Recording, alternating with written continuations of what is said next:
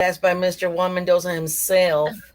All right. So the first thing I do is get our sponsor from Stars. So get you all hungry. Here we go.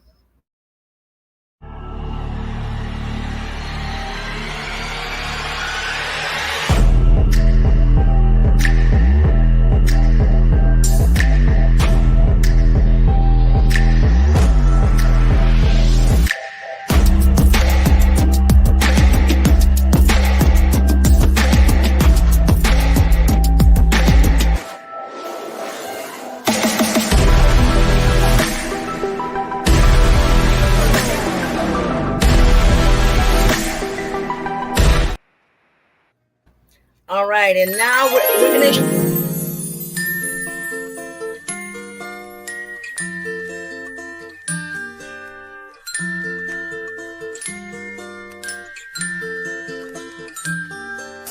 De mis ojos está brotando llanto. A mis años estoy enamorado. Tengo el pelo completamente blanco, pero voy a sacar juventud de mi pasado.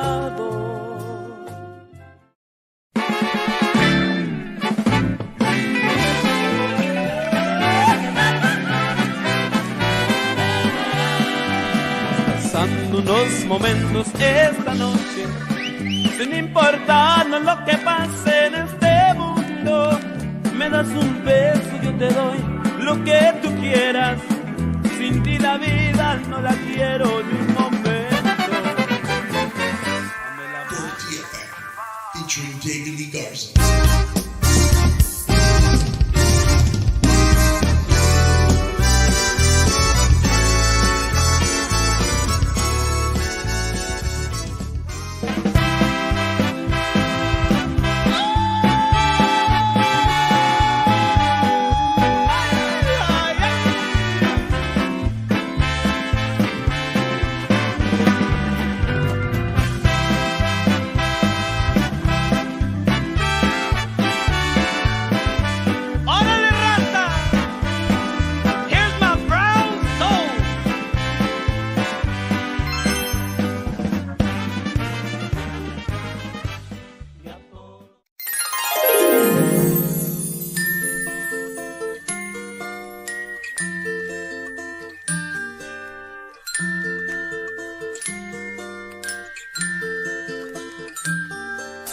De mis ojos está brotando llanto.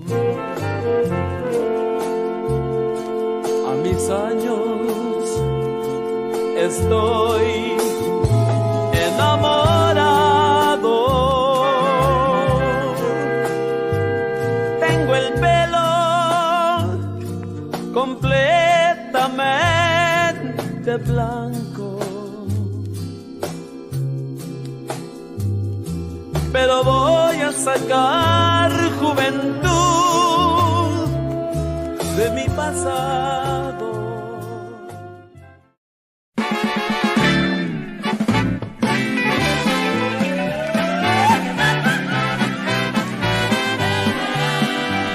Pasando unos momentos esta noche, sin importarnos lo que pase en este mundo.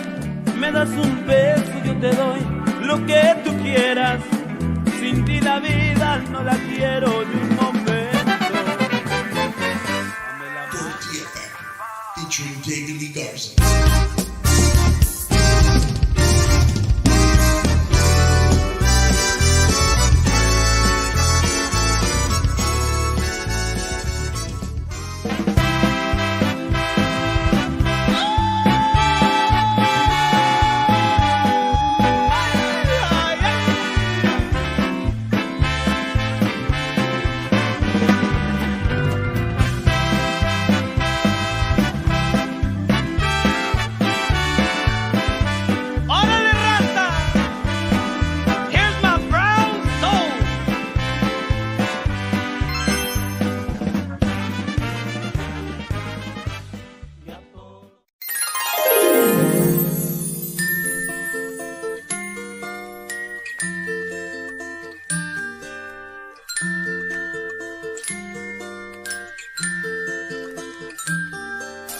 De mis ojos está brotando llanto. A mis años estoy enamorado. Tengo el pelo completamente blanco, pero voy a sacar juventud de mi pasado. All right. All right.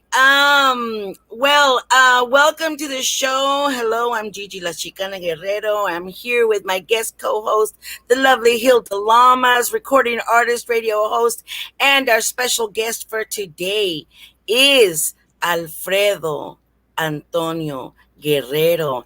And if by chance you don't happen to know who he is, well, I'm sure you know his daddy, Tony HAM Guerrero of Tortilla Factory. Welcome to the show, Mr. Alfredo.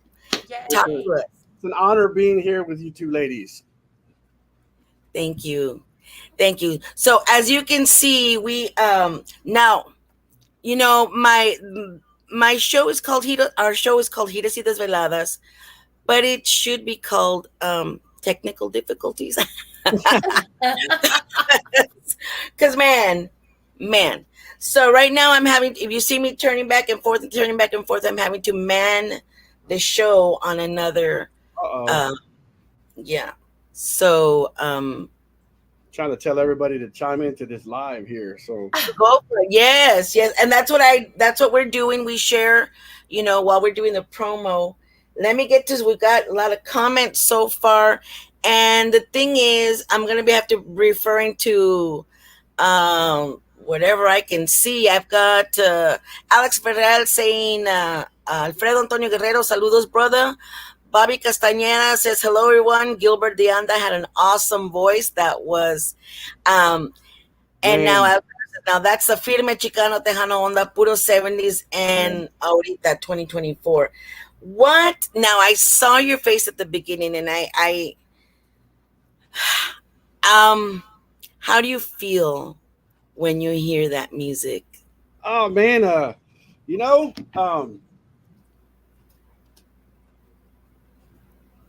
when I was 10 years old, the song La Malagueña that my father recorded with Charo Negro singing, to this day, musically,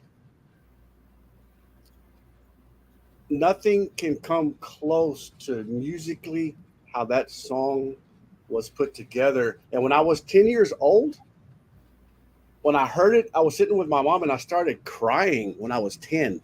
I was like, I asked mom, how could somebody's mind put together such a musical, like, because it goes from mariachi to jazz to Latin rock, back to mariachi, back to jazz, and back to Latin rock, all in one song.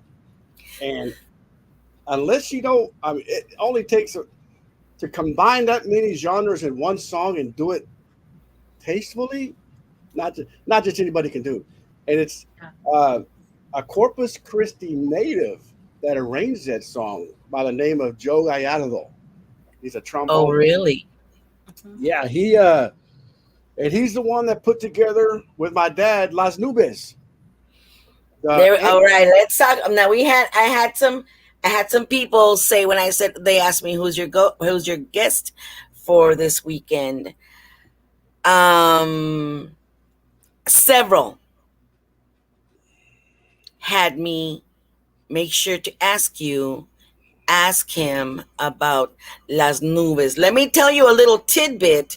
We started the Tejano Music Legacy Foundation here in the Valley, and we just got approved for Tejano music in the schools in the Edinburgh School District. Wow. I know, right? One of the songs that will be taught to the children is Las Nubes. And you sent me this. I have that original chart. Back in the old days, there wasn't no computer software where you just real easily, uh, create the chart. That's that old yellow manuscript paper that they wrote with an actual pencil, the actual chart, and I have that. And my mom, she won't let me do too much with it because, um, but somebody sent me a message saying that I should make a shirt with that original chart of Las Nubes on it, and people would just buy it like crazy. And um, and I'm like, Mama, you don't think Joe will get mad at me if I do that, do you? She's like, no, it's because of your dad. Joe sang that song. I'm like, oh, okay.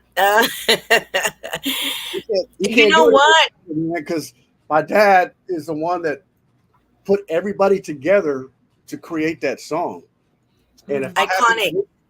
if I have the original chart, nobody can get mad at me. Iconic. Listen, I'm just gonna throw this out there. We're working on a museum of Tejano legends and pioneers, and maybe that's something that needs to be put under a glass, behind a glass case. Everybody's saying that too. Everybody's saying that too.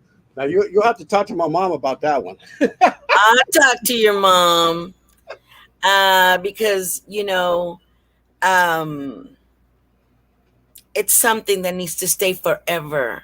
Yeah, it's After we are all gone. it is the most uh played song or covered song by every Tejano band in the industry. Period. Every band plays that song on their set, and it's so special, and it just touches the hearts of La Raza, and it just means so much talks about our struggle, about our struggle under the cloudy skies, coming over here and making an honest, hard living, and Yes. and to the point where they would go play this to the Chicanos when they were at war overseas, and the Chicano soldiers would start crying when they heard the song, because it just Brought them reminds home. of the roots at home. Yes. And you know, um, I just it means so much to me that I was able to grow up with a musical genius that was able to create um, such magic. And he didn't do it for the fame. He didn't do it for the money. He did it for the For the heart. love of the music. Yes. And any musician that does it for the fame and the money is in it for the wrong reason. Yeah. So and to the point where um, my daddy was so humble that he didn't name the band Tony HAM Guerrero and Tortilla Factory. He always said that every single band member is equally as important as the singer. So he called it Tortilla Factory, the whole group. He didn't say Tony HAM Guerrero and Tortilla Factory. A lot of times lead singers start creating this ego, and they start thinking that they're better than the entire band. So my father wanted to keep it equally. Everybody's equal.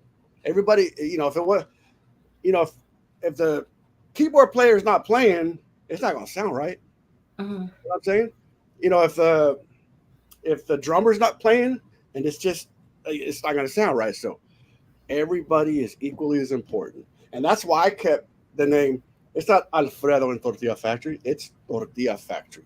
Everybody means just as important enough to the whole thing, Which is a perfect segue And saludos to Mr. Juan Mendoza Jr. He is Mas Chingon Radio. He is Tejano TV. Saludos, Mr. Juan Mendoza. He says saludos, my Hall of Hey, Fame Juan. brother Alfredo from Juan and Lila Lisa Promotions. Now, yeah. So yes. So now, speaking of Hall of Famer, I was there. You were inducted to the Tejano Roots Hall of Fame, if I'm not mistaken, last year, right? Yeah, you took a picture with the Banana Boy. See, I did not know who you were. And I just had to go up to that banana guy who had the yellow jacket on and the gall to have no shirt under. I just want to know, were you cold? That's like the. I should find that picture. I didn't get that picture. And I was like, and I was later that people started telling me who you were. I was like, oh, well, I just went as the banana guy from Tejano.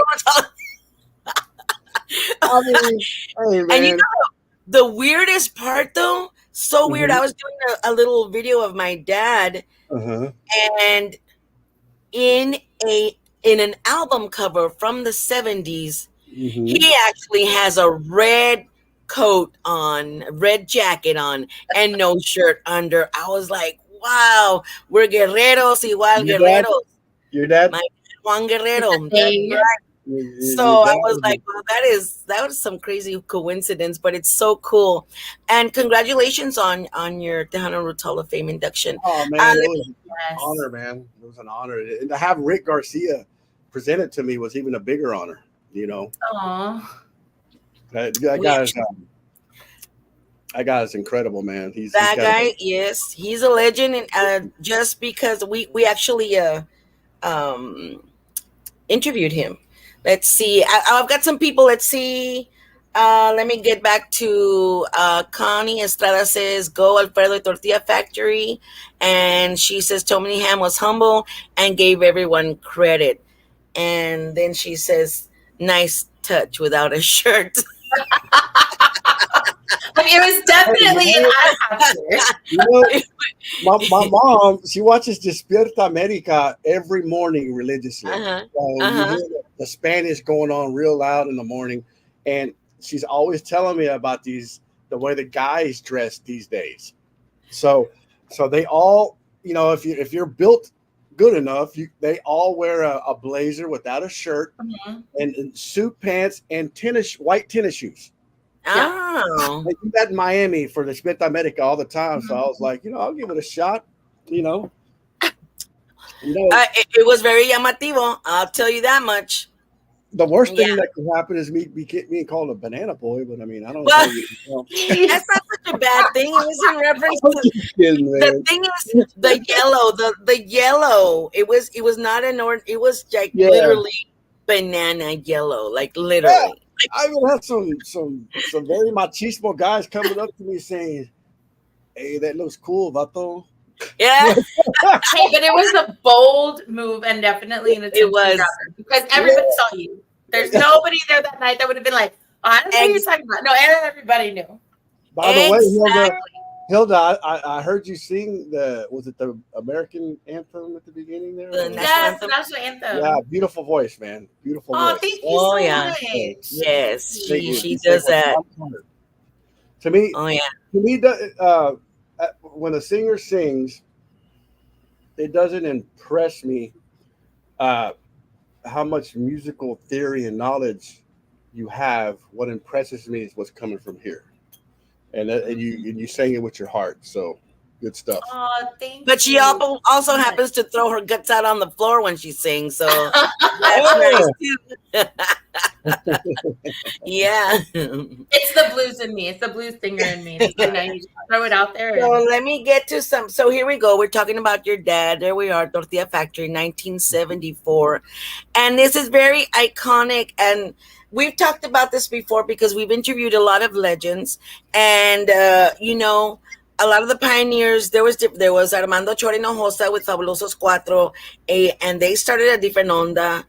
Your dad, So different onda with the orchestra, otro diferente onda. My dad with his totally different genre. I mean, like Paul Westbrook called it a genre of his own.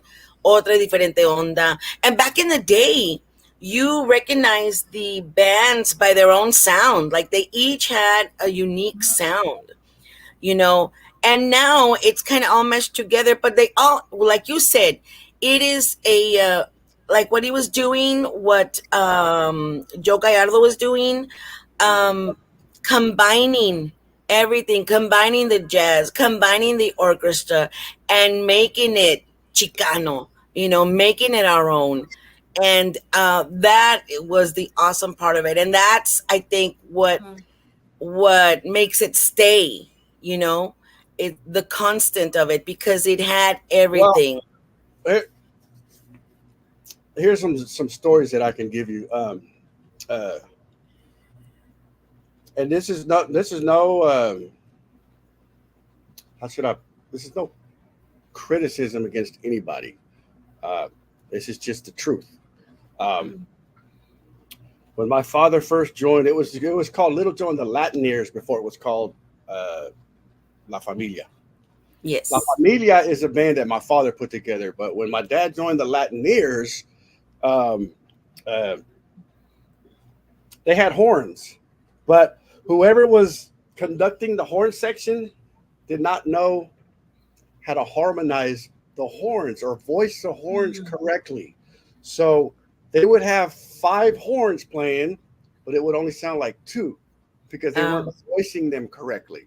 So then an educated musician like my father, who just got graduated from the Berkeley School of Music, uh, comes into the band and he goes up to Joe. He goes, you know what, Joe? I can make those five horns sound like 10 instead of them sounding only like three. So Joe goes, really?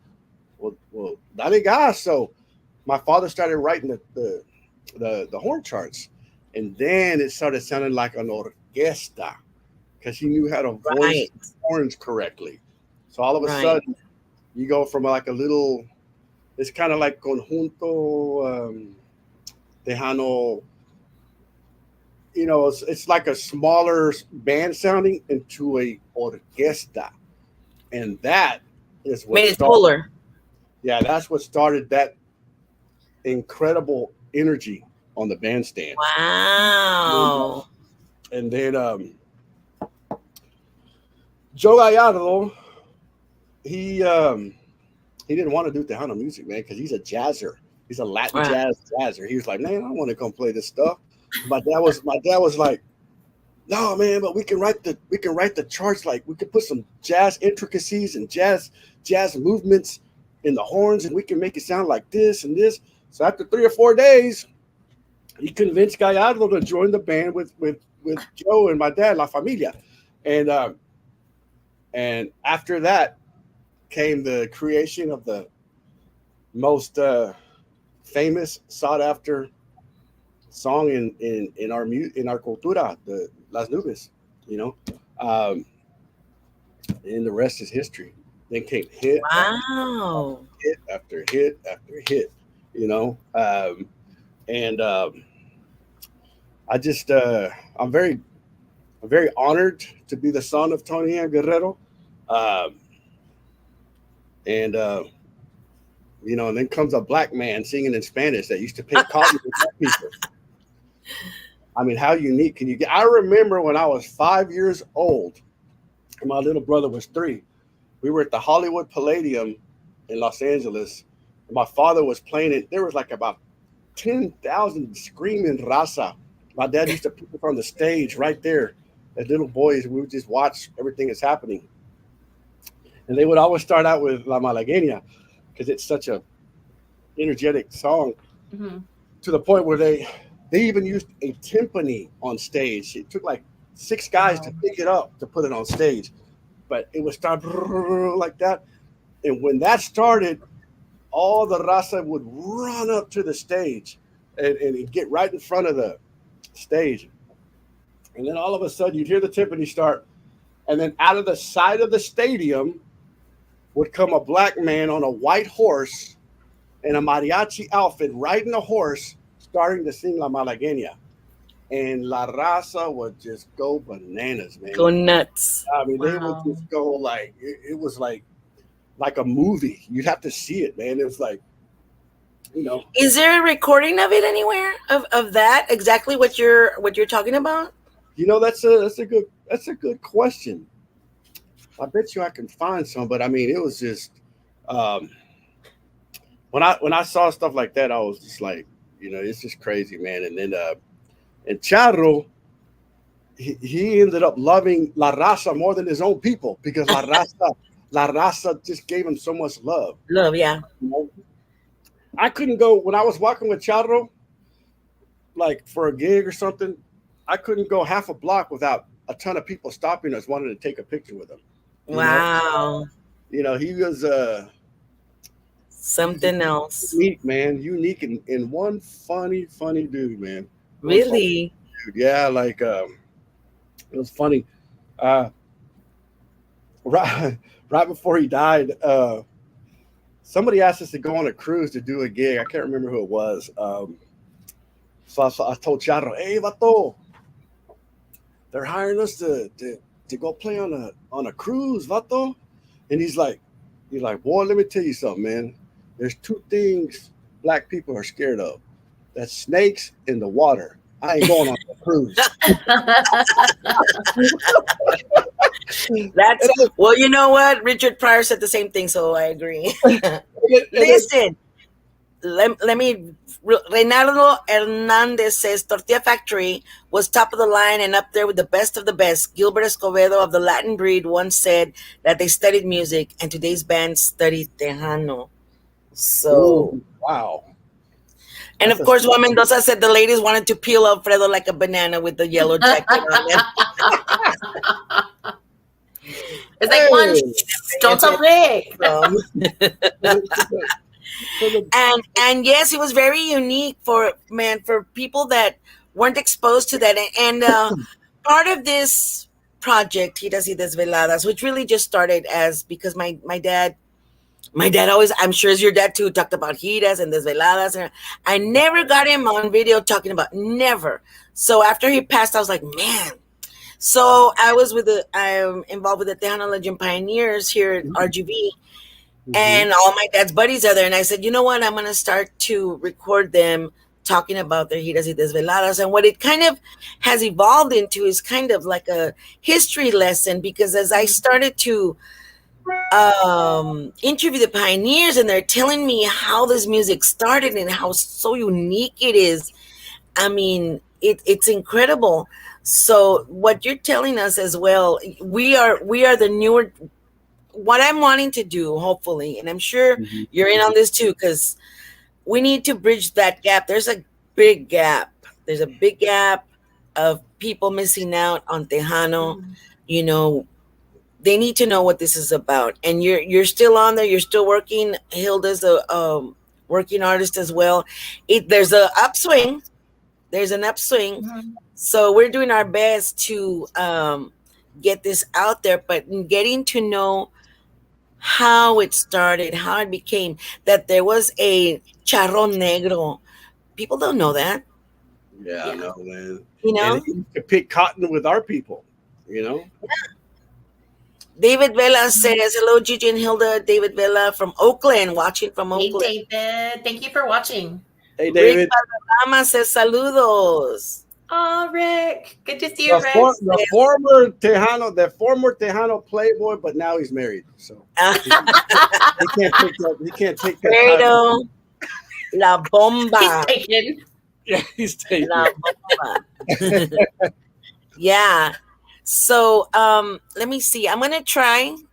Like Mhm. I said, technical difficulties are always something fun that we do here on Giras y Desveladas. But I'm gonna try and share the screen here. For let me see if we can get this going.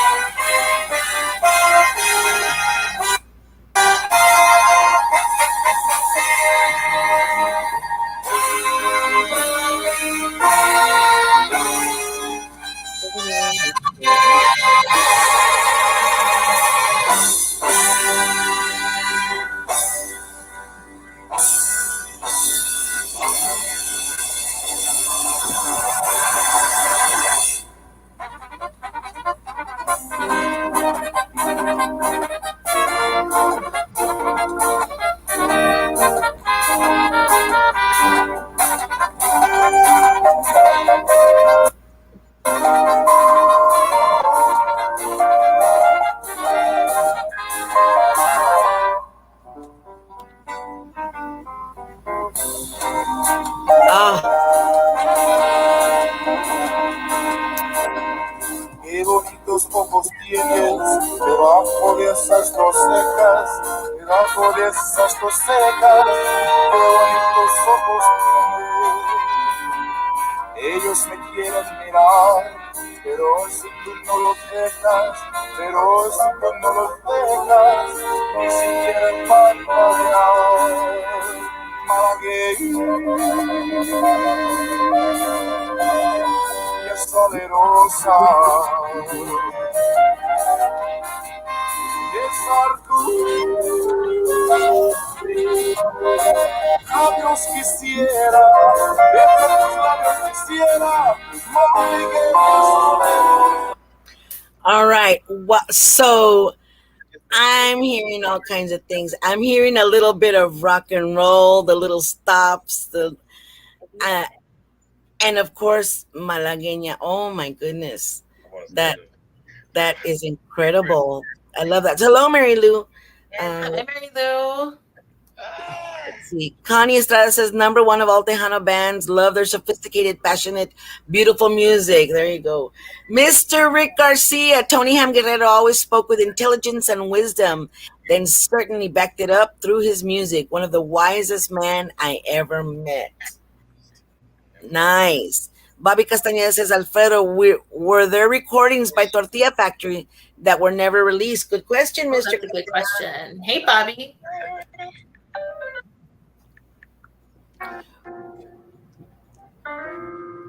Can you hear me? Yes. What did you say? It cut out a lot. Oh, I'm sorry. So did you hear the Rick Garcia thing? Were there any recordings by Tortilla Factory that were never released? Hey, man. We in the blessing business. Yeah. Thanks. I think so. I'd have to check that out, man. That's crazy. That's crazy. Does Rick still run Hacienda Records over there in Corpus? Well, Hacienda Records is closed, like that closed down. So we do have a new label, CHR Records, and actually Rick is on the chat, so he actually left a nice little comment. But yeah, so we have CHR Records, and I'm not sure if he would know anything about maybe unreleased stuff. Maybe he would. I don't know. Rick, chime in on that. Rick Garcia says no. Again, Alfredo, Tony HAM, this is from Rick Garcia. Tony HAM Guerrero always spoke with intelligence and wisdom, then certainly backed it up through his music. One of the wisest men I ever met. I'll tell you what, one of the songs that I recorded at Rick's studio was a salsa song. It was way back. And my daddy came up with an idea before the song started. It was like they were in a bar. Yeah, I played all types of and they were talking about Tortilla Factory coming up. And my dad acted like he was Puerto Rican. Oye, Rick, ¿cómo está la cosa? And Rick would say, aquí, vamos a escuchar la orquesta de Tortilla Factory. And then the song came in. It was so cool, man. It was just really fun working with Rick, man. He was he's really educated on the engineering side of things too, man. So he was like, was really able to make an incredible sound out of that album. Somebody's got background sound. I hope it's not me. I think it's you, Gigi. No, it could be. I mean, my middle name is technical difficulties. Reynaldo Hernandez says, I work and started construction. When I'm putting up to the job, some of my buddies from Mexico that love banda, and I have put full blast Tortilla Factory or Latin Breed. They are in wonder. Even some Sunny, they love it. Well, there you go.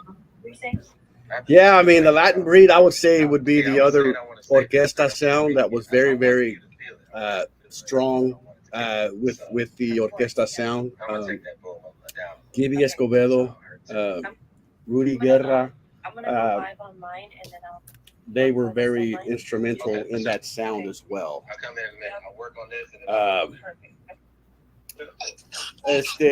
I just think that, well, it's good. Gilbert Escobedo, he's still with us, right? Gilbert Escobedo.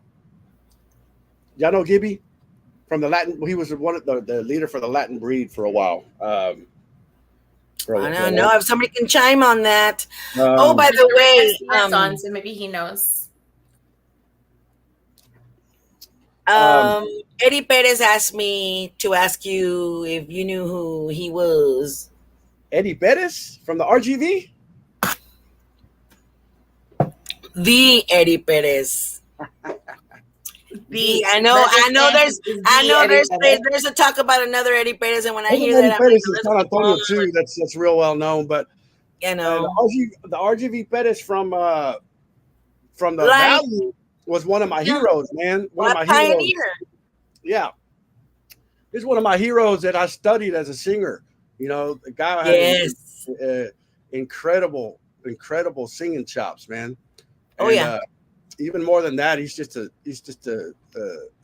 beautiful human being, man. Mm-hmm. You know, he's a great guy, and he loved my dad a lot too, man. So I remember having a couple of recording sessions with Eddie and my dad, and I think Eddie was the lead singer for Los Fabulosos Cuatro too. I think. Yes. If I'm not mistaken.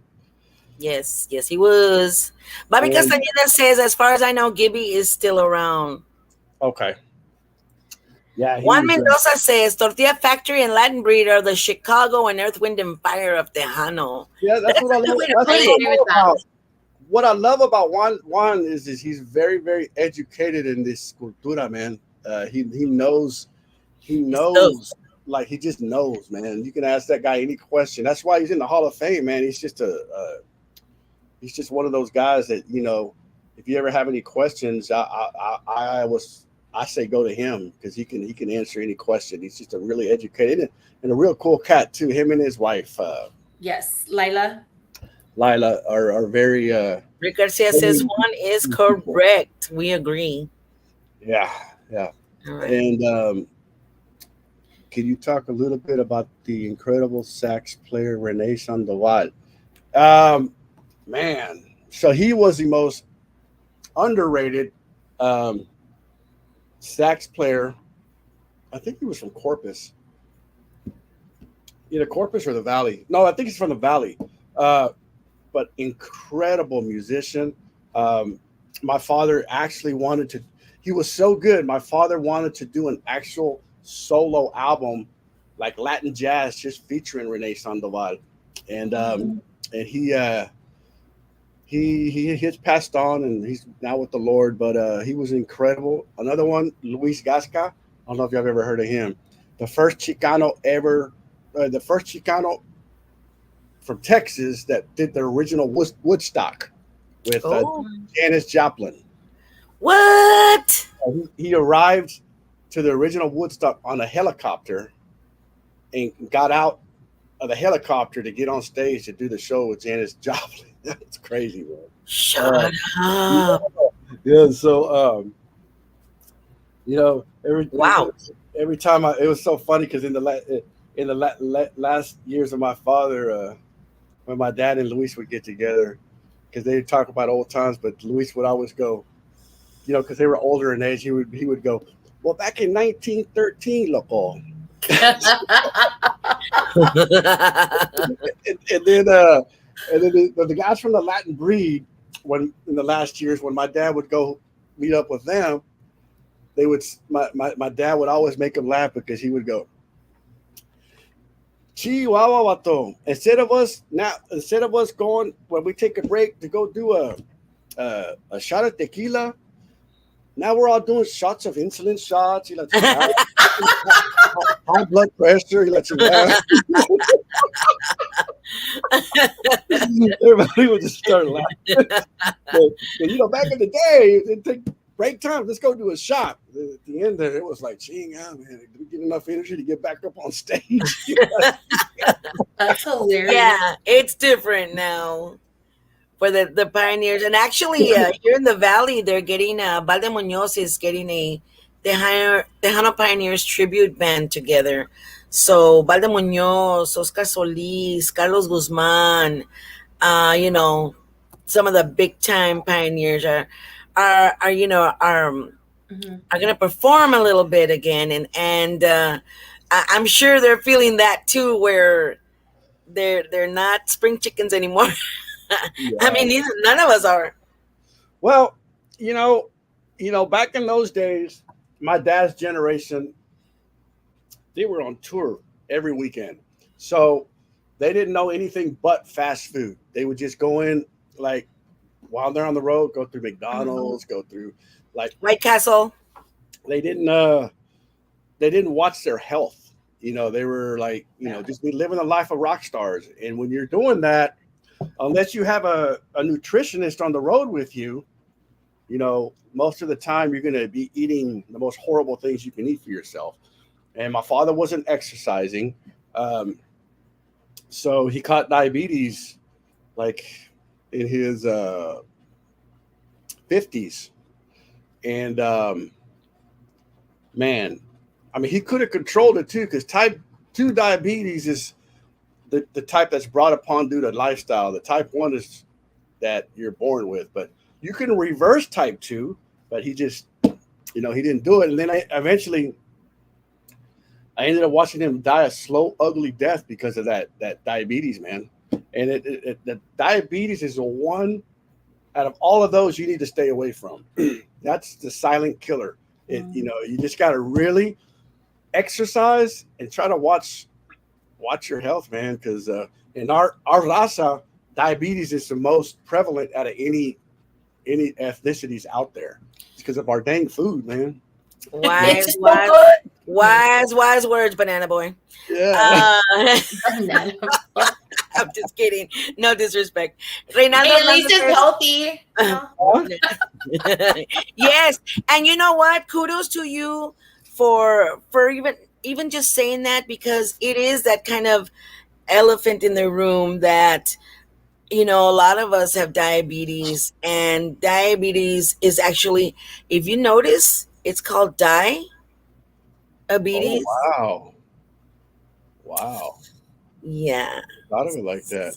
Mhm. Reynaldo Hernandez says, I agree with you 100 about Tortilla Factory, Latin Breed having a very unique sound, and we're Monstros says that them two bands, without a doubt, had very unique musicians. So another story that I could tell you, they used to have, Gallardo would tell me, they used to have what's called Battle of the Bands. It would be Latin Breed and Tortilla Factory.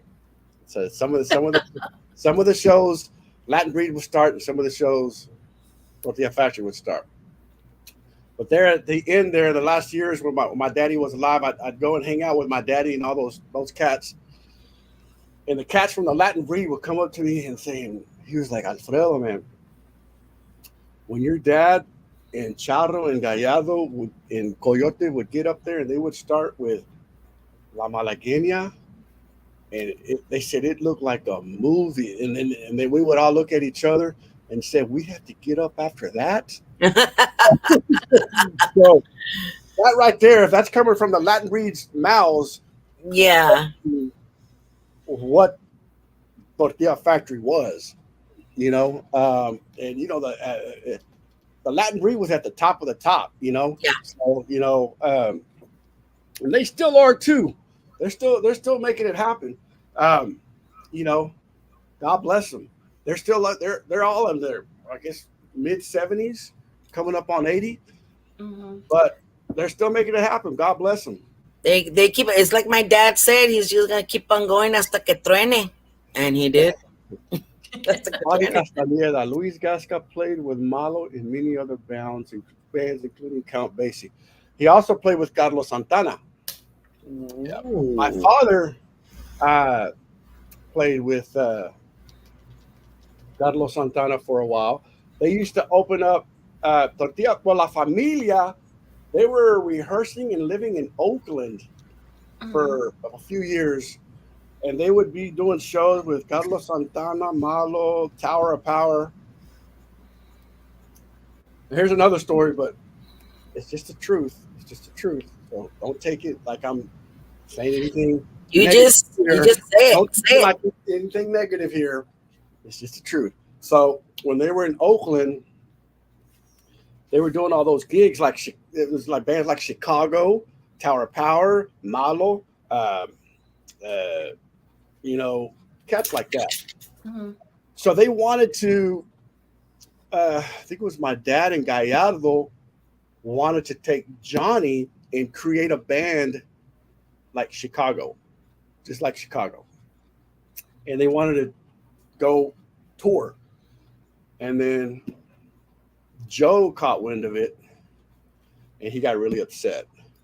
So from that day, Are you talking about Johnny Hernandez, as in Little Joe's brother? I know the Joe. Yeah, we interviewed him 2 weeks ago. Well, I don't, he probably wouldn't have told you that, but I you know, I don't know because they're. Oh, he had a lot of stories. He even has a book out. He's got a book out. But so it might be on there. Johnny, I mean, they were going to take Johnny and create this like a pop, because the pop sound was like Chicago back in those days, and then that's when Joe caught wind of that. That's when the bad blood happened with Johnny and Joe. That's the start of it, and then it just got worse and worse and worse throughout the years, and which eventually called a division between those two. And to this day, I don't think Johnny will ever get up on stage with Joe again. So really, it's unfortunate. Because they're brothers, but the bad blood is so bad that, from what Johnny's told me, he will never step on stage with his brother again. Wow. So that is sad. Yeah, that is sad. I mean, I can get into it with my sister, and she's my only sibling now. I've lost my brother, my mom, my dad. She's the only one still here, and I can get into it with her. But at the end of the day, I'll be like, oh, she's my only sister. I know, right? And I do love her, and I'm just gonna swallow my pride and just go on, because and remember what I said at the beginning. Remember what I said at the beginning. It's not Tony HAM Guerrero and Tortilla Factory. It's Tortilla Factory. Right. Although, see, to the testament of your dad's abilities, the rest of the world named it Tony HAM Guerrero and Tortilla Factory. You know what I'm saying? Yeah, they started doing that, but my daddy always said, "Mijo, just one thing. If you're gonna be a musician, there's 3 things you never do." He's like, don't. He goes, well, the first thing is you always want to stay humble, and the second thing, don't talk about religion, and the third thing, don't talk about politics. So, when you have a following and you have half of your fans Republican and half of them Democratic, you don't want to side with one of them. No. So it made sense. So to this day, I have people that follow me that are hardcore Republican. I have people that are hardcore Democrats, and they make some bold statements on social media. And the last thing I want to do is get in the middle of that. Yes. You know what? That's the magic about music, though. You might be hardcore this or hardcore that in politics and religion or whatever, but the music brings people together. And I think that is so beautiful because, like you said, you've got people who are one way or the other, completely left or completely right. And you know what? They're both on their why because of the music. And that's such a beautiful thing. And, even within our culture, even within our music heritage, there's that, the conjunto and Tejano and all that jazz fun stuff. But you know what, though? It is still music, and it's ours. Well, I'll go as far as saying this about politics, which I never ever talk about. I feel that Joe Biden made a correct move by allowing Kamala Harris to get up there and try to run for president, because that's one sharp lady right there, man. I from the looks of her, I would not want to get into a debate with her, man. She's pretty she looks like she means business, so I'm very looking forward to that debate. If it happens. If it happens, yeah. But this world is, gosh, this seems like this world is getting crazier by the year, man.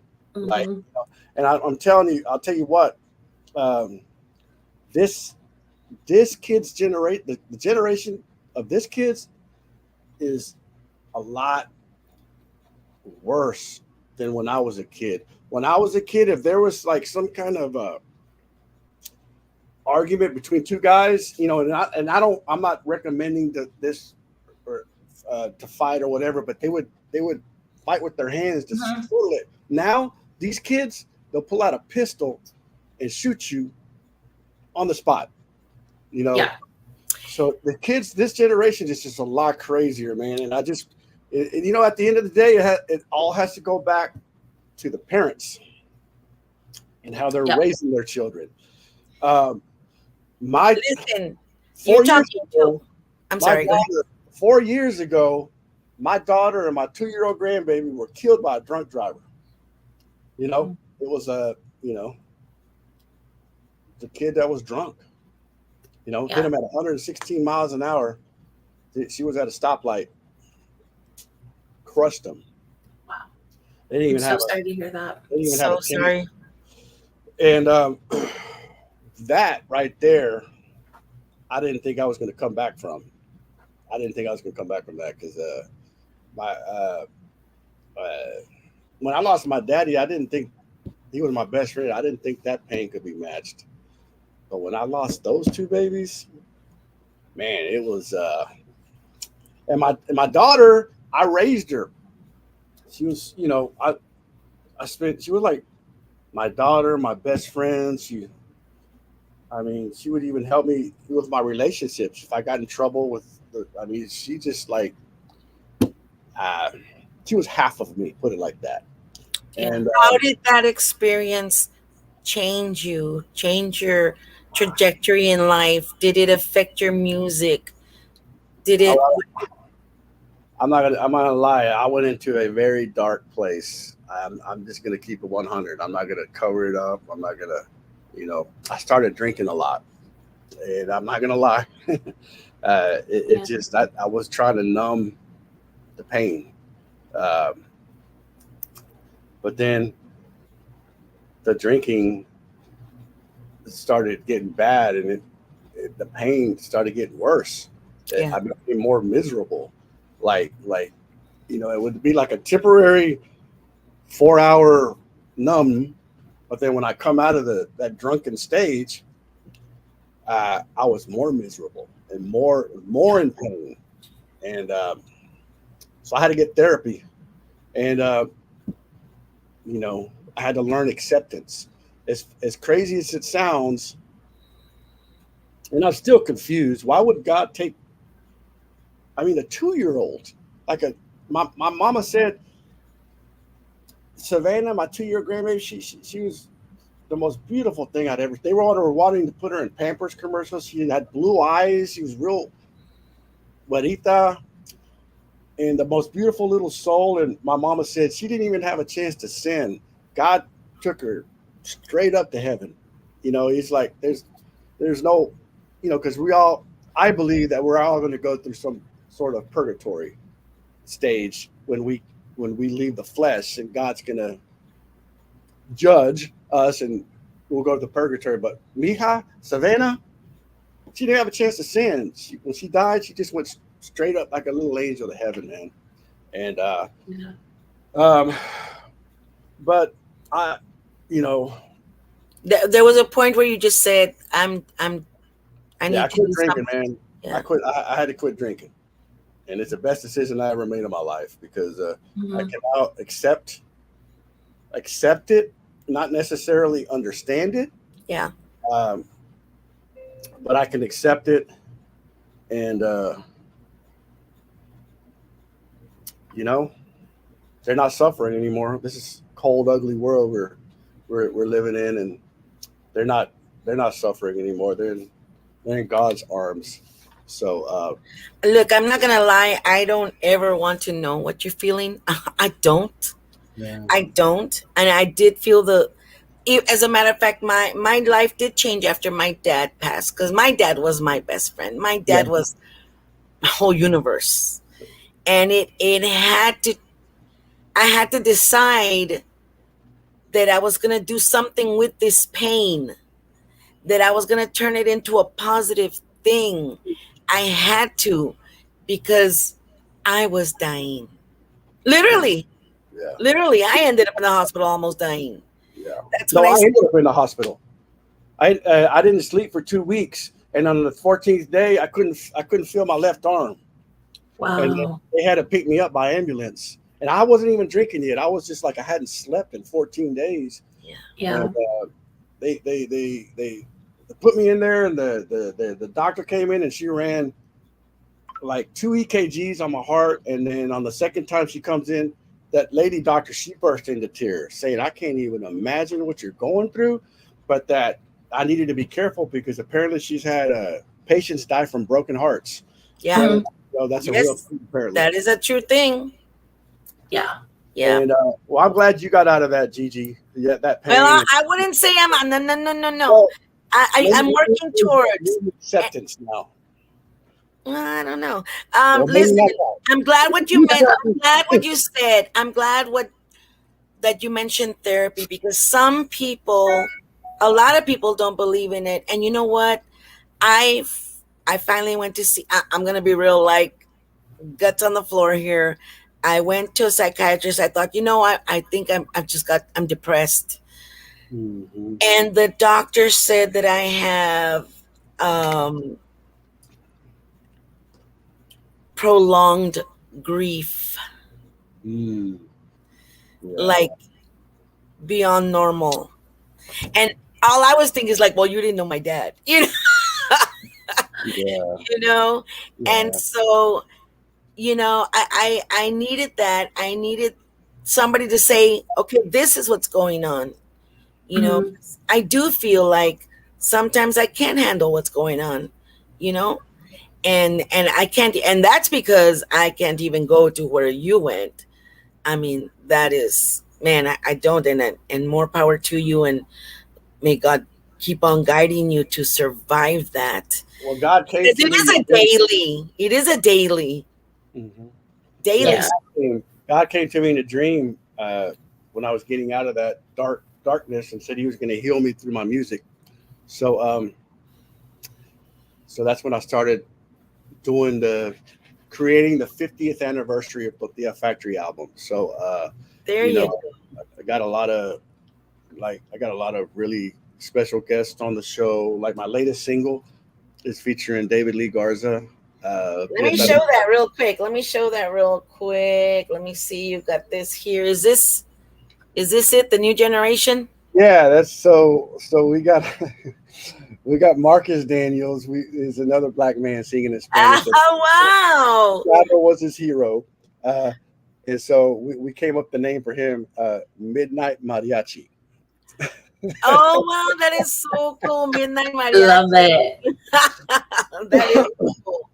Listen, when we're putting our souls on the ground here, we got some comments. Let me see. Shout out to Connie Estrada too, man. She's always at our Tony shows. Estrada. She's a heck of a fan, man. Rinaldo Nada said, "Back to music, brother. You're gonna wake up King Kong and Godzilla." Norma Salazar, hello, Norma. Hi, Miss Norma. Thank you for coming on. Share, share, share. And Veronica Hernandez, blessed Sunday afternoon, guys. Thank you for watching. And Norma says, hello, Hilda. Connie Estrada says she's going to have a chance to grow up during the millennium. Your daughter will get to raise her. Alfredo has come back strong and continue, but it's so understandable to feel what you both have felt. But continued prayers to you. Thank you so much. Thank you, Connie. Rick Garcia says, beautiful honesty. This is a powerful show. We don't plan this. I don't script this. We just go by what we feel. We go by feels here. And that's where we went. Yeah, man. I just didn't want to come up here and just like tell you half of the truth. Mhm. I wanted to because that loss right there, I almost drank myself to death. Yeah. It's understandable. I think Yeah. anybody would understand it. I'll even go as far as saying that I go to AA, because of that, and I'm not ashamed of it, So I'm just, It takes what it takes.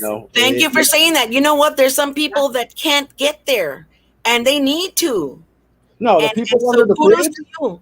the people under the bridge have made the decision not to go to AA and not to and just give up.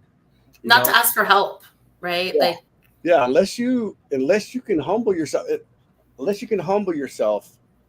and seek help, the disease of alcohol will kill you. Yeah. Yeah. Period. Juan Mendoza says, Fredo, is the album out? Is it out? No. I'm still putting it together. Y'all know Lupe Moya from the RGV? He's from Lupe Moya. He's like the videographer. He won the last two Tejano Music Awards videos of the year. Oh, I don't no, think I but we know will. him. I've No, heard but the we will. name. Well,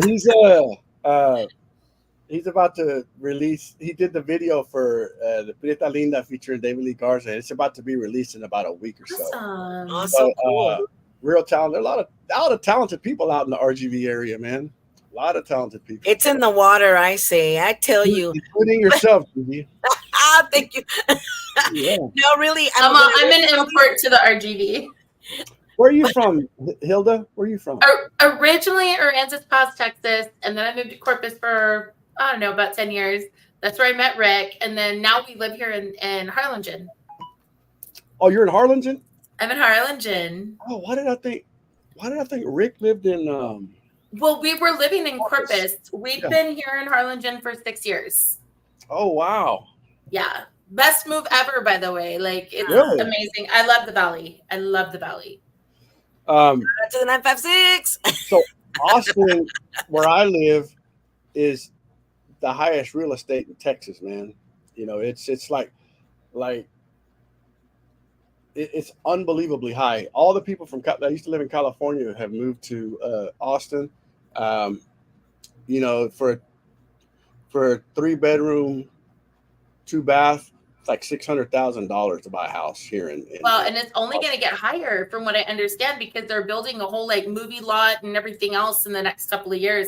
So they're moving Hollywood to Texas, which is a great thing in some respects, and then a bad thing in others. I just I don't know. Texas It's a lot. So tell me about Rick. Is he still producing albums? Does he still have a label? What's going on with Rick? Yes. So we started CHR Records about, I want to say 7 or 8 years ago now. Oh, okay. So yeah, it's something we do together, and he's still producing bands and releasing music. In fact, he just released a new one on Marlisa Bella, the daughter of Ruben Bella. She just has a new single out. But yeah, he started working in the studio, producing and doing his thing, and he has his own podcast that he has through the decades, and that's more of a syndicated thing. It's just audio, no video in that. But yeah, he's still working. And all right, I'll charge you for that promo later, Hilda. No, you charge him for that promo. I'm kidding. No, listen, that Rick Garcia, since he was from the very beginning for a lot of these pioneers, so now what he's doing is recording the next generations, and that is so awesome. Like Marisa Vela, I mean, he's doing awesome. Rick doing awesome. Pati Hernandez says, hello, everyone. Alfredo, you and Tony Tortilla Factory are keeping your daddy's legacy alive and strong. So proud with accomplishments. Love ya, my friend. Thank you, Pat K. You've always been a strong follower of Tortilla Factory, and we appreciate that. Beatriz Dianda Ramsey says, we are at God's mercy and grace. His timing is not ours. Have faith and trust in him. Blessings. Música does heal the soul. Beatriz is related to, I think that's Coyote, one of the original singers for Tortilla, Coyote's wife, and Gilbert. So let me tell you about Coyote, man. Every musician that I have spoken to back in the day, all the Latin breed cats, Little Joe even said it, Johnny even said it, said that Gilbert Coyote Dianda's voice was the best voice they had ever heard in La Onda. They said he could have easily been the next Luis Miguel. Wow. If you hear the Well, version, Eddie Perez said second to him, so uh, Eddie Perez will tell you the same thing too. yes, he did. Yes, he did. I agree. David Matas told me that too. It's just that's that recording of Somos Novios makes everybody cry when they hear it. And to put the icing on the cake, his first cousin, Paula de Anda, who is the first Latina ever to get signed by Clive Davis. Clive Davis is like the most powerful guy in music. Uh-huh.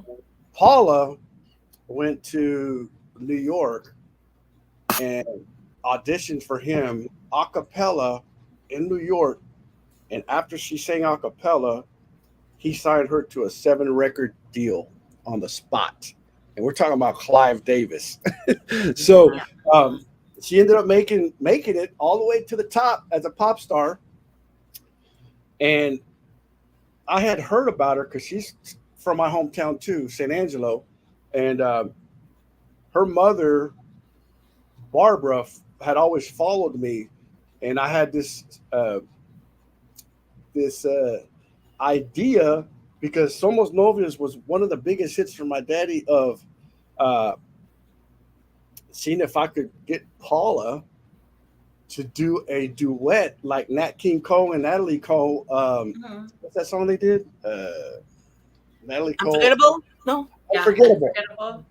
You know how they did that duet together? When he was gone and she was still alive? I had the same idea to do it with Somos Novios with Coyote and Paula.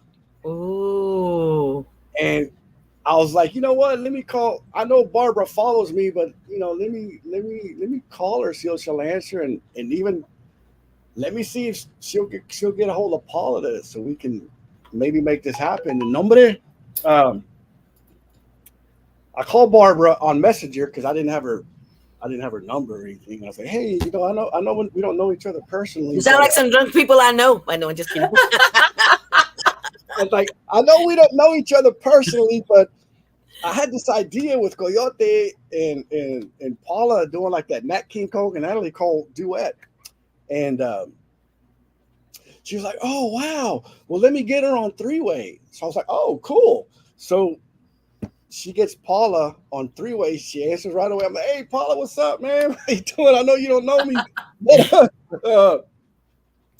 I got this idea to do this duet with your cousin Coyote, rest in peace, and you doing Somos Novios and see all our families. Oh, cool.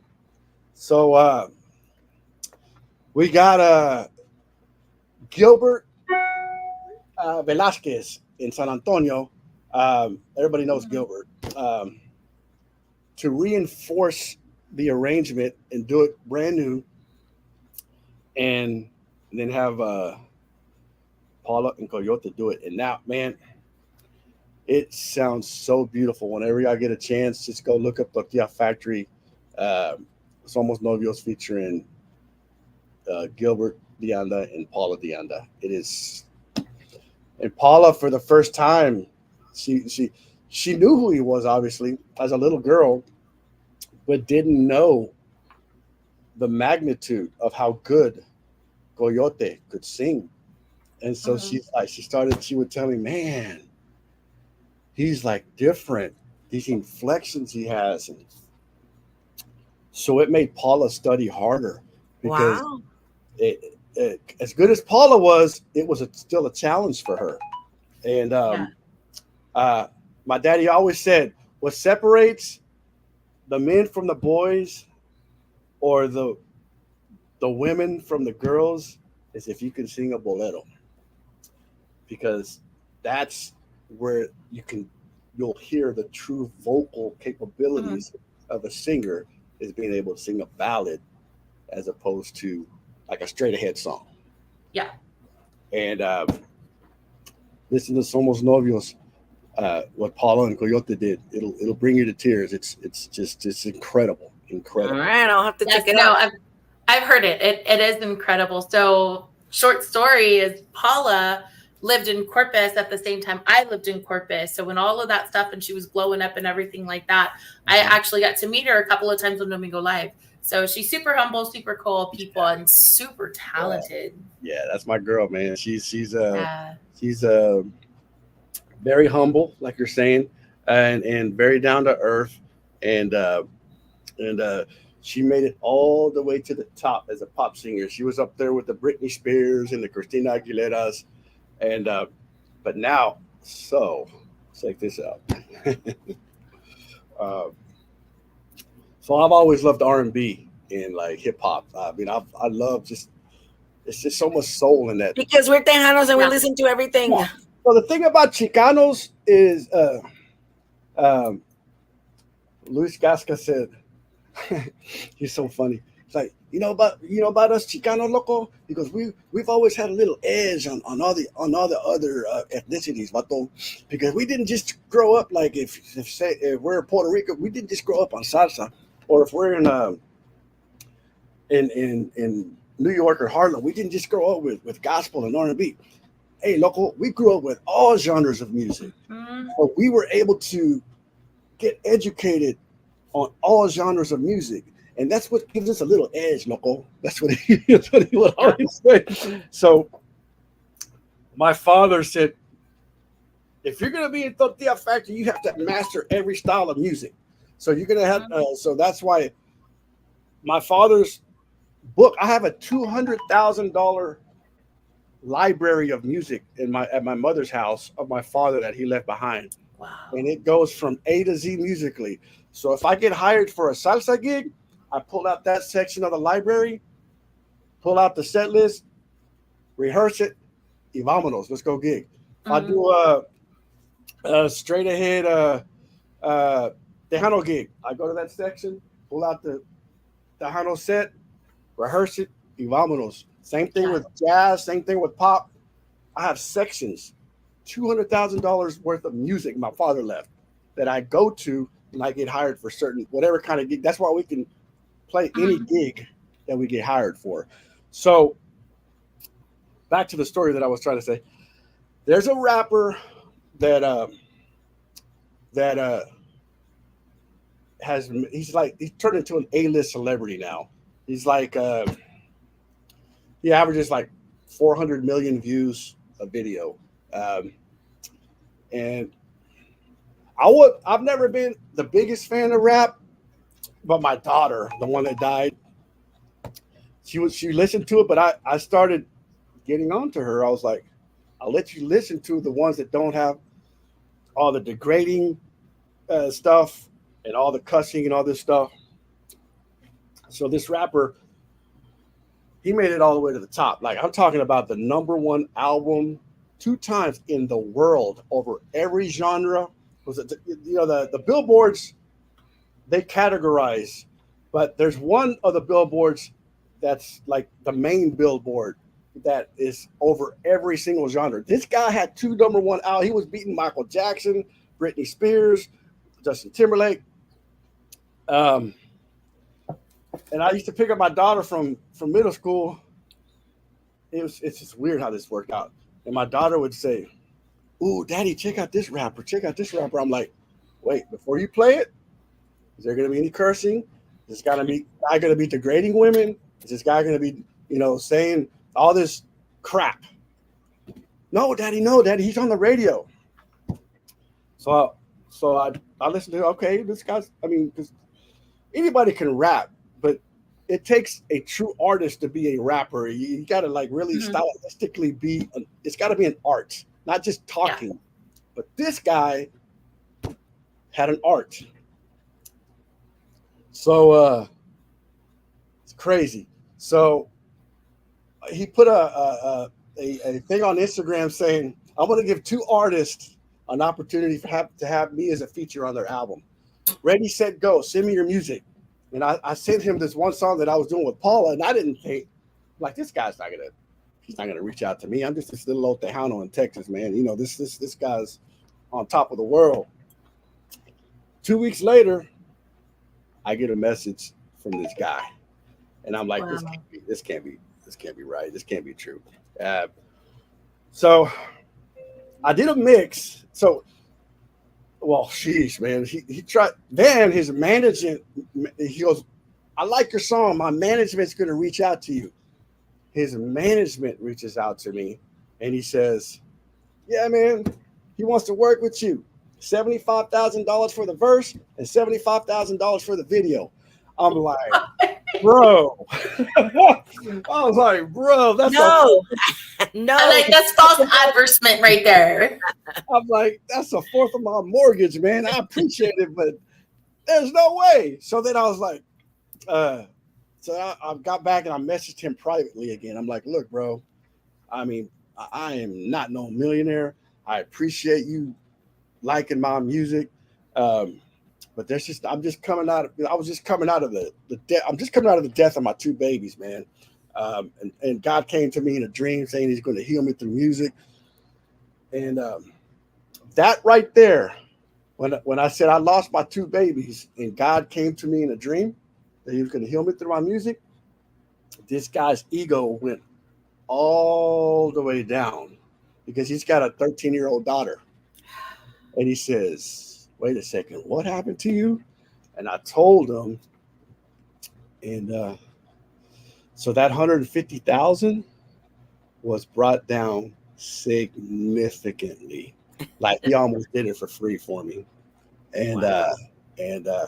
So I now have this guy on the song. Not gonna say who it is just yet, but the song's about to be released. And it's featuring Paula on vocals, which is even it's just and I got Savala. Y'all know Gabriel Savala, San Antonio, Stephanie's husband. I got him to do one of the mixes. So his mixes is going to be released. But he was even going, Alfredo, man, I respect you a lot, bro. You're doing a lot in our genre, man. You doing, but are you sure that's him, bro? Are you sure it's that artist? Because there's a lot of imposters out there that be making these fake social media profiles of these superstars. And it kind of got me scared there for a minute. I was like, you know what? He goes, Alfredo, I love you, brother, but I highly suggest you getting a voicemail from this guy to make sure it's him. so it kind of scared me there for when he said that. And so the next DM, I left him a message, and sure enough, he did DM me back, and it was him. And then I sent it to Savala, and Savala nearly fell out of his pants. He fell out of his chair, like he's like And his pants. yeah, he was I remember he sent me the rapper sent me the session, and and I sent it to Savala, and it was already like 11 at night, and Savala was so excited. He was drinking. He ended up staying up till 6 a.m, putting his vocals into the mix. Wow. Get a message from him at 6 a.m. Yo, man, it's a hit, Alfredo. Man, bro. Savala was just going crazy. And todo pedo y la chingada. Alfredo, it's a hit, pato. Like,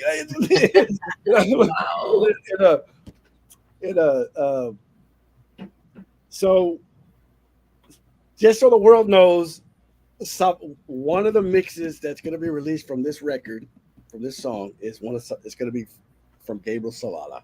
I got to give him his Cool. I got to give him his flowers, man. I hope the rapper's Lil Wayne, because I love Lil Wayne. Just saying. Well, put it like this: he's done several songs with Lil Wayne. He's done songs with Eminem. He's done songs with Snoop Dogg. He's done songs with like Rihanna. He's done songs with Beyonce. Like Let's get to some comments, Fredo. Beatriz Yanda Ramsey says, my brother Coyote will forever hold the song Somos Noyos like no other could ever sing it. 100% I agree, Beatriz. And then Rudy Bernard says, love your music, brother. Your dad was very influential when I picked up the trumpet and was blessed to open up for him back in the day with the band I was playing with in the 70s. God bless every note you play. Man, thank you, Rudy. That means a lot, brother. Javier Naveja says, great interview. And we've got Mr. Tejano Roots Hall of Fame himself, Ruben Lopez. He says, hello, friends from Tejano Roots Hall of Fame Museum. And Ruben Lopez, President and CEO. How are Hey, you, Ruben. sir? Saludos. Saludos, Ruben. Well, listen. Let me see if I have more pictures, Mr. Fredo. I'll have to switch that in my head because I had another name for you. I wanted to go now that we mentioned your dad. That's the classic. That's the guy I remember. My dad and your dad were friends, and I remember when he would talk about him. That's the picture right there that I remember of him back in the day. The thing about it, that generation of músicos, even though they played Tejano music, they weren't your cowboy hat, Wrangler wearing, belt buckle looking músicos. They were all hippies. I mean, Rick Reyes, the drummer for the band, had a bigger afro than Charo Negro.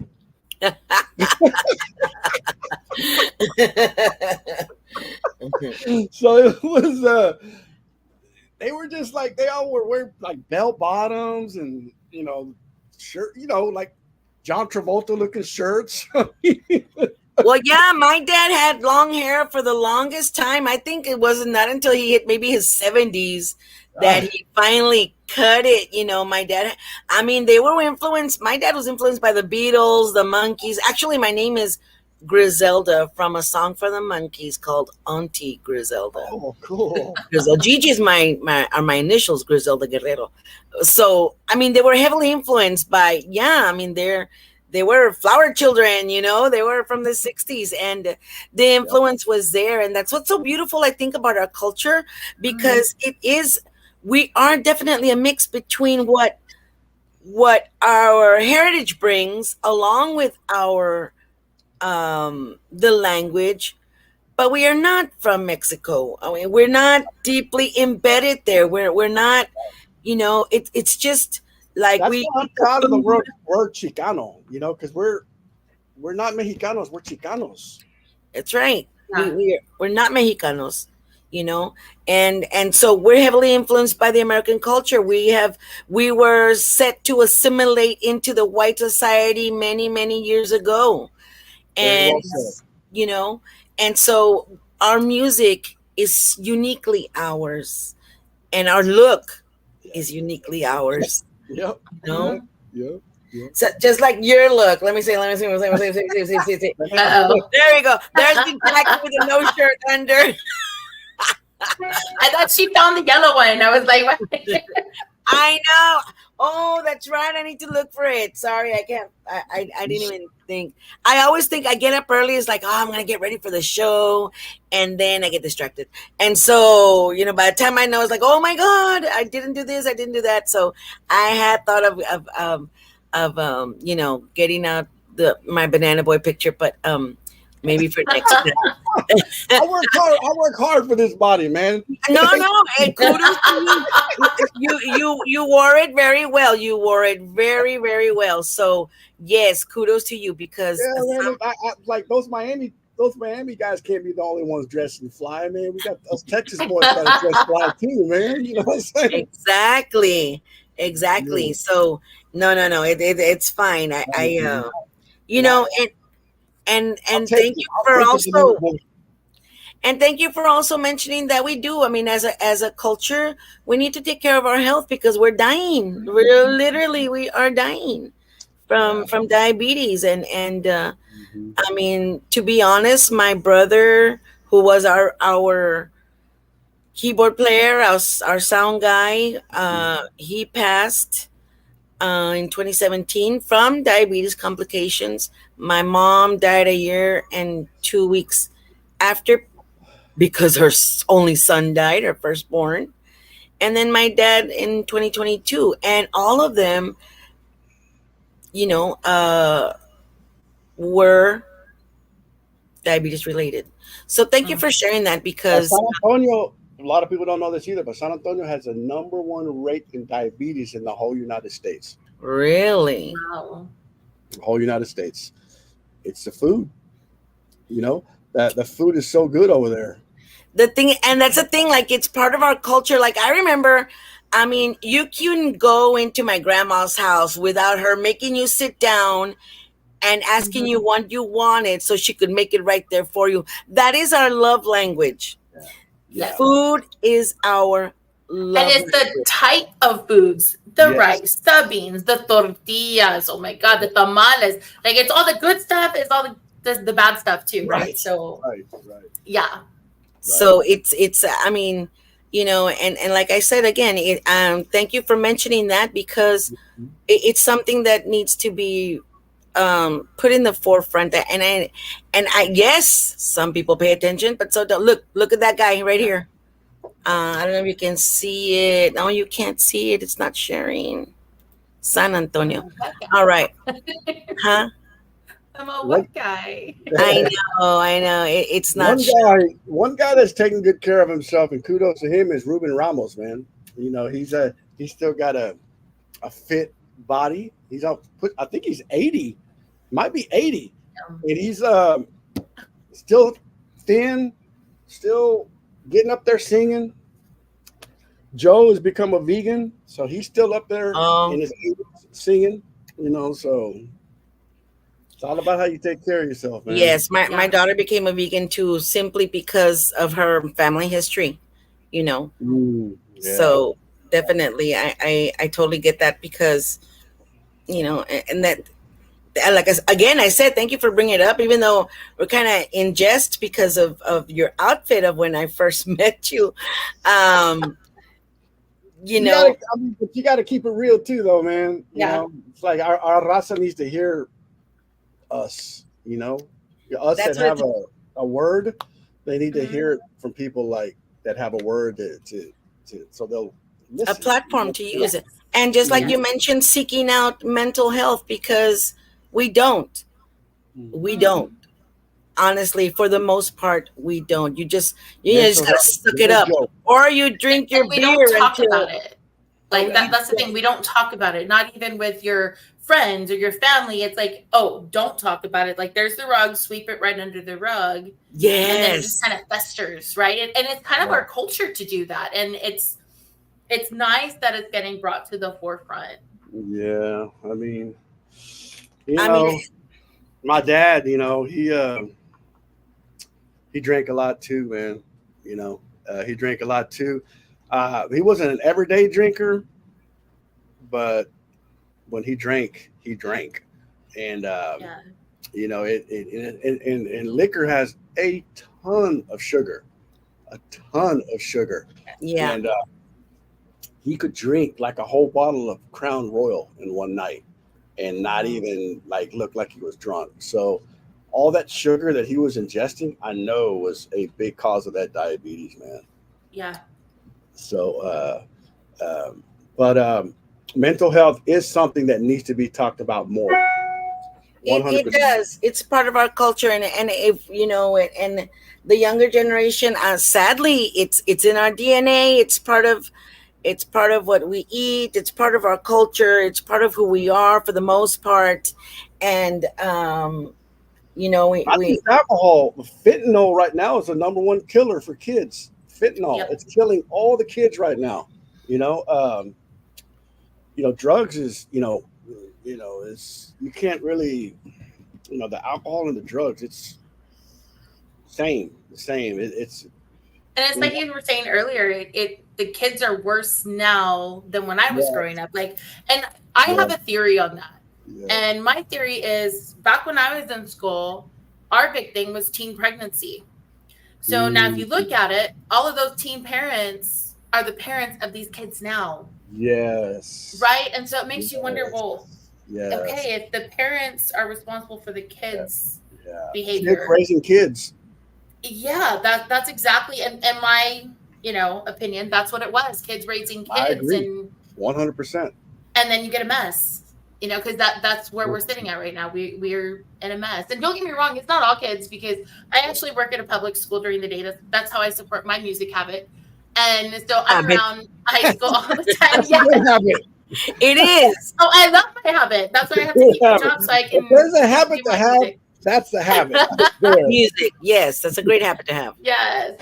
And so, I mean, we have some fantastic kids, but then Mhm. you do have that group, and it's and a lot of them are hard headed. They won't listen, and I think it's because it has been so ingrained in them from their Yeah, they parents. should have. You need to start like at 3 years old, like Yeah, setting that mind, setting that mind. Because if you let a kid get to the age of 12 or 13 and you haven't set the foundation, all you have left to do is pray. yes, You know. yeah, It's part of the reason why I stopped teaching it. I was teaching first grade, and these guys had gone through the pandemic, Mhm. and that did a whirlwind of wrong to a lot of the kids.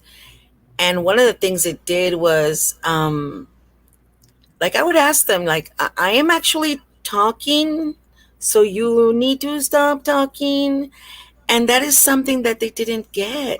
Mm. Like, you they know, forgot how to socialize, and we saw that too coming back from the pandemic. Like, what are the acceptable norms to be in society? And it's like it just kind of all went out the window with COVID because everybody was so cooped up. I also yeah, think COVID made the world more angry because everybody was cooped up in Hmm. this and like couldn't socialize for such a long time. It made the world more angry, and because of that, crime went up.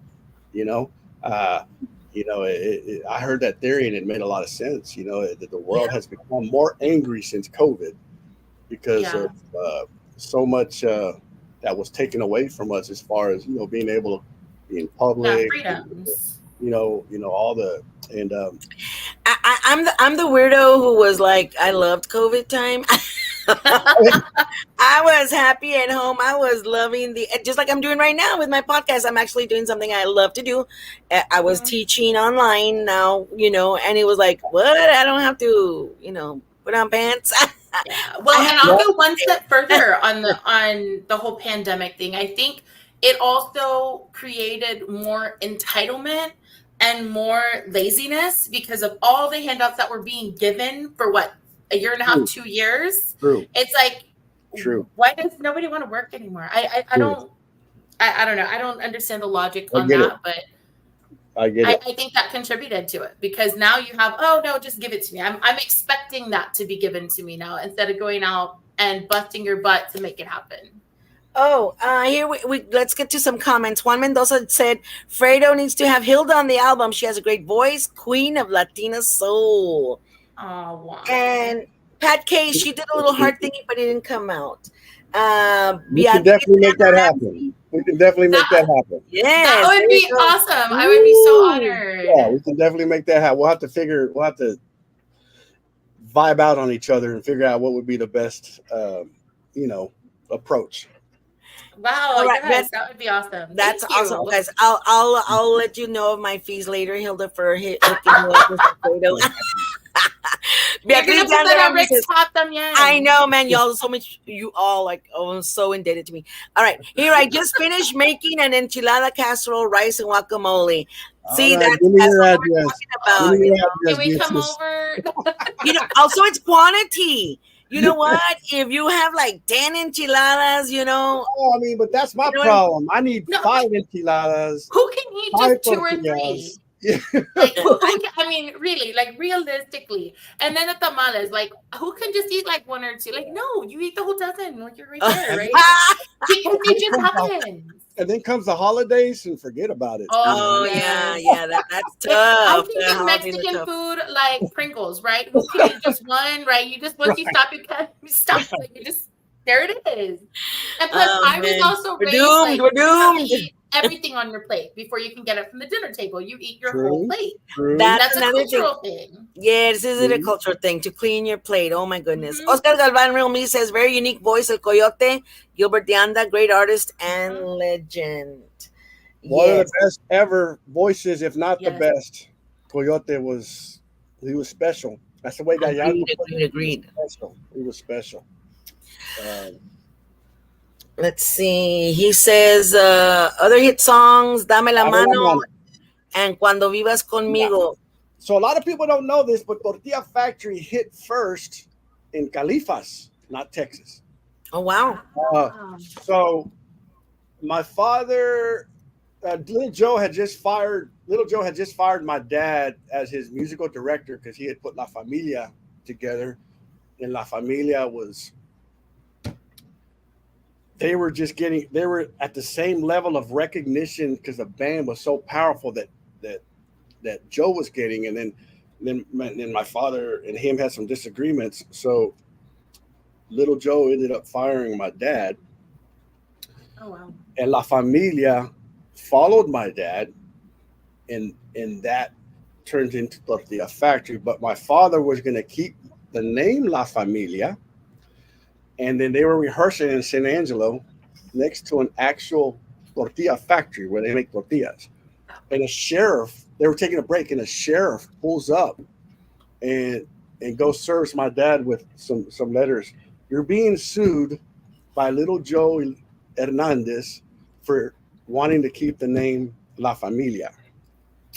And then, so back in those days, it was the peace, love, and harmony days. So they had all just smoked a big joint, I guess, or something like that. So the sheriff leaves, and then they all look at each other. He was like, "Well, what do we do?" And then I think it was Rick Reyes. Hey, vato, why don't we just call ourselves La Tortilla Factory?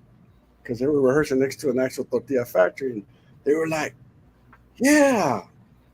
So that's how the name Tortilla Factory came about. Love it. Love the That's a cool story. story. I love that. They were being sued.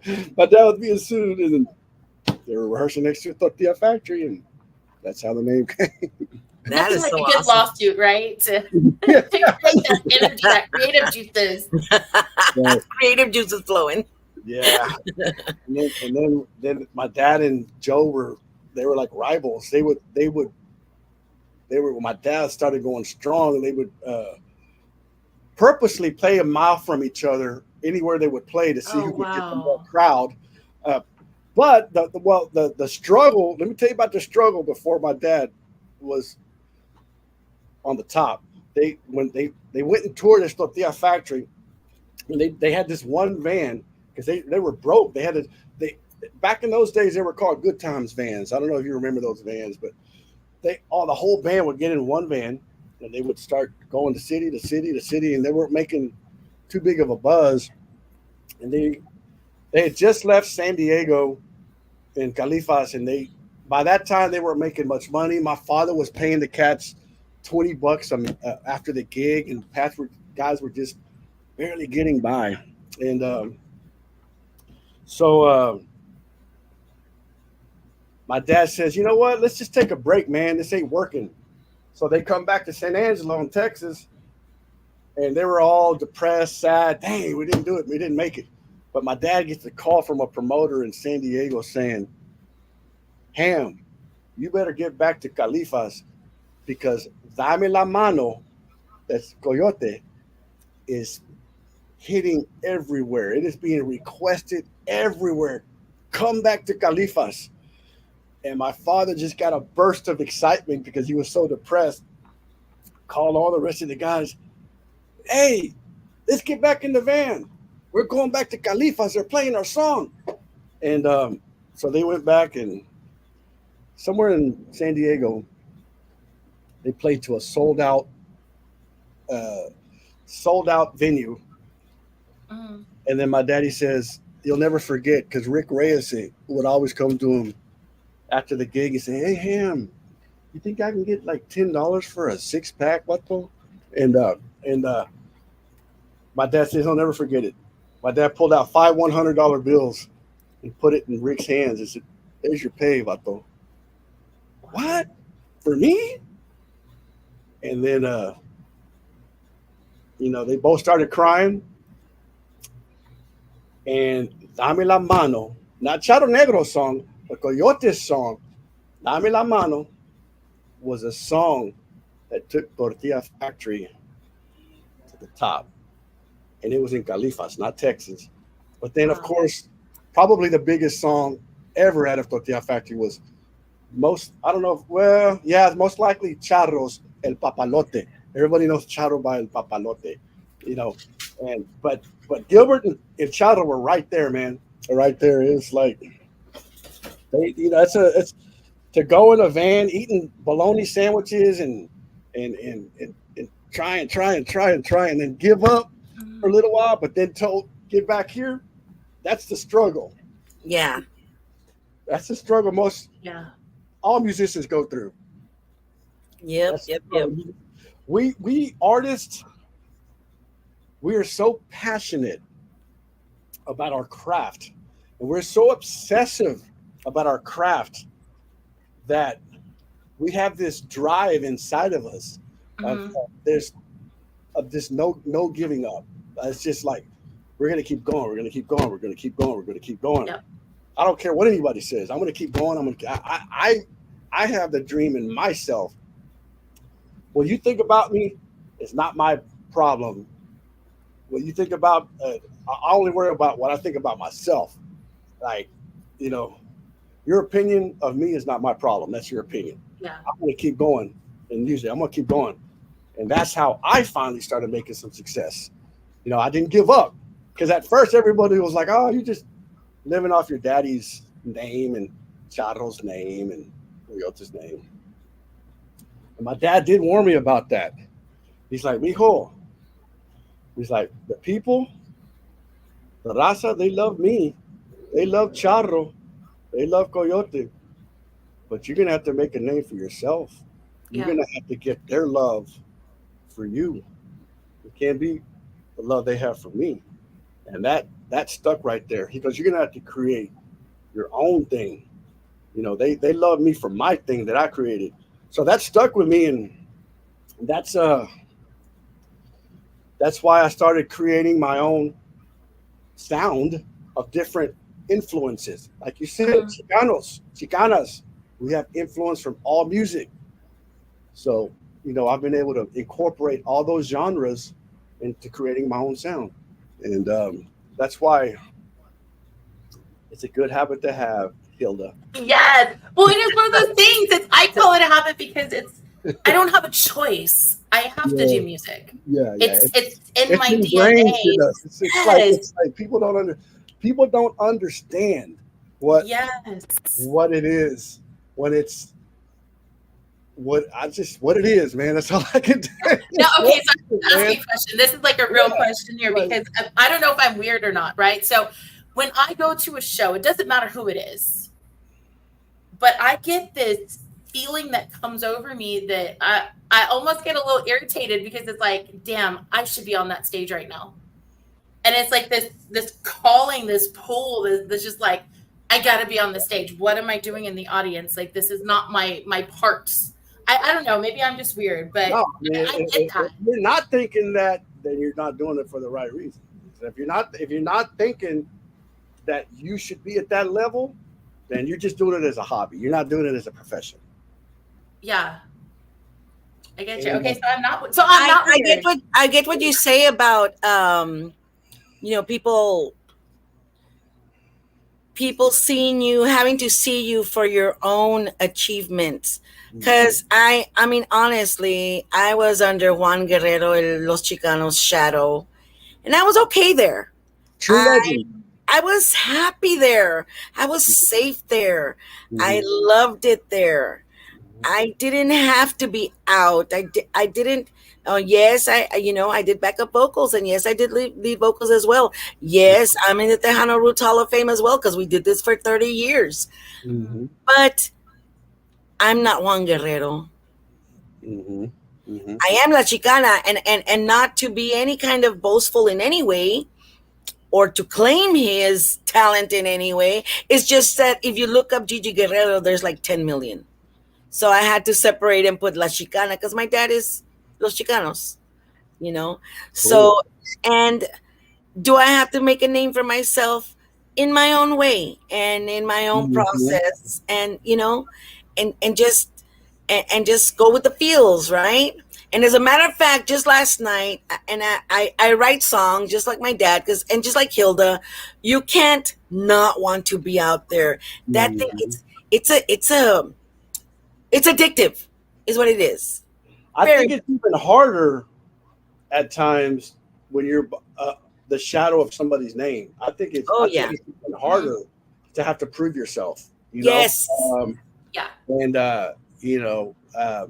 but by the grace of God, of that drive and of just like passion, it's like I live, sleep, and eat music, man. It's always whatever I'm doing. It's always something's happening up here with musically. What Yes. next move gonna be like? What can I do there? It's just. And then when the song comes together and you're finally hearing in the mixing and mastering stages, I'm over there doing cartwheels y la chingada, saying, "Órale, yeah, man, this is it, vato." Yes. Yes. Yes. Yes. 'cause all that hear hard you. work, man, it's Yeah. not easy, man. And people don't understand the grind that we go through either. The need. The need. The okay. You know what? I need to pay the light bill, but I don't Yeah, it's man, people don't care because hustle, I man. need to, perform. Yeah. It's so weird. But it's so wonderful at the same time. Like I said, and I keep saying, I mean, music is magical. It brings Like you people said, it together. brings everybody together, no matter what race, no matter what belief, no matter what. It's love. Yes. Music is love. And the Yes. most powerful thing in this world is love. It Yes. conquers all. Conquers all. Love Yeah. conquers all. And thanks, Alfredo. Oh, I'm sorry. You're just about it. Thanks, Alfredo. Go. My brother El Coyote was very unique with his voice and songs. And then we have Katie Hernandez. She was referring back to when we were talking about the pandemic. Parents need to get that disciplinary and control back because time out and buying them games, cell phones, etc. for good behavior in the long run is actually hurting them. I've seen 89-year-olds kick their moms because they wanted a toy. So sad to see such uncontrolled parenting. Alfredo Antonio Guerrero, I know all your jams will hit the top charts. Yes. That's speak it out loud. Speak it out loud. Thank you. I Oscar remember Cabrera, those me. days, but lots of fun and determination. Yeah, it's lots of fun, but determination, the hard work, it's real. It's by the people don't understand the behind the scenes what's going on, but it's real. Yeah. Back to what the Pat K was saying, I think that social media can be a curse for kids. To be honest with you, all the stuff that's going on, like on the TikToks and all that, there's some degrading stuff that I see young girls doing on TikTok, and these kids are watching that, and that's, to me, in my opinion, that's not something that kids should be watching. Yeah. I agree. And technology too. I mean, being even if it's just a game on the cell phone or whatever, if you notice now, if you go to a restaurant, parents just kind of say, "Okay, here, play your game, so we can just chill and have our drinks," right? And I think that kind of has been a problem too, because now your 100%. kids are just kind of like just there. 100%. 100%. Well, Mr. Alfredo Antonio Guerrero, Banana Boy, we are at an hour and 55 minutes. Okay. Yeah. Your heart and soul. Thank So you. tell me, what are your parting words? What do you want to say to people? What is it that you want them to know right here, right now? Go. Okay. Well, to all our beautiful raza out there and all the other people that are tuning in, I just want to say that don't ever stop dreaming, and hard work and determination behind that dream. If you believe it 100% in your heart, it will happen. And that to whatever you're going through mentally, however bad it gets, take a lesson from me that you can come out of the darkest thing in your life, like losing children, and make it with the grace of God.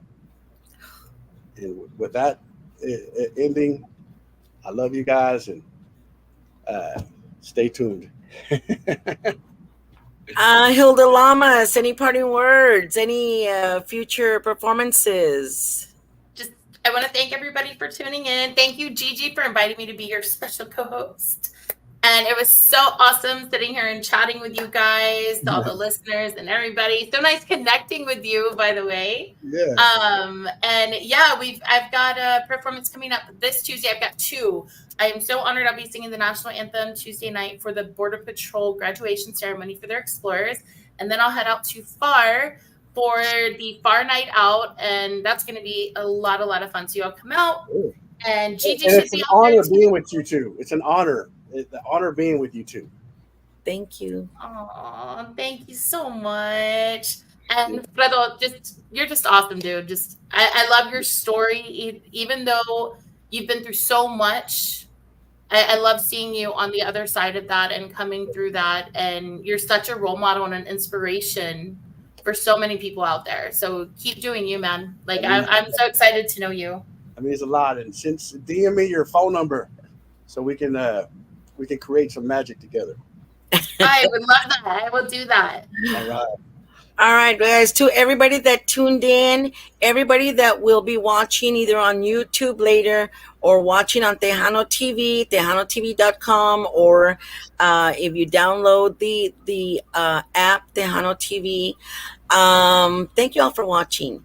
And thank you all for giving us this space to talk about what we love, which is music. And everybody's Giras y Desveladas. See you all next week. God bless. Take care. Hang in there. Well, let me get off of live and then we'll talk a little bit. Everybody else, thank you so much. Love you guys. God bless you. Take care. Bye. Bye-bye.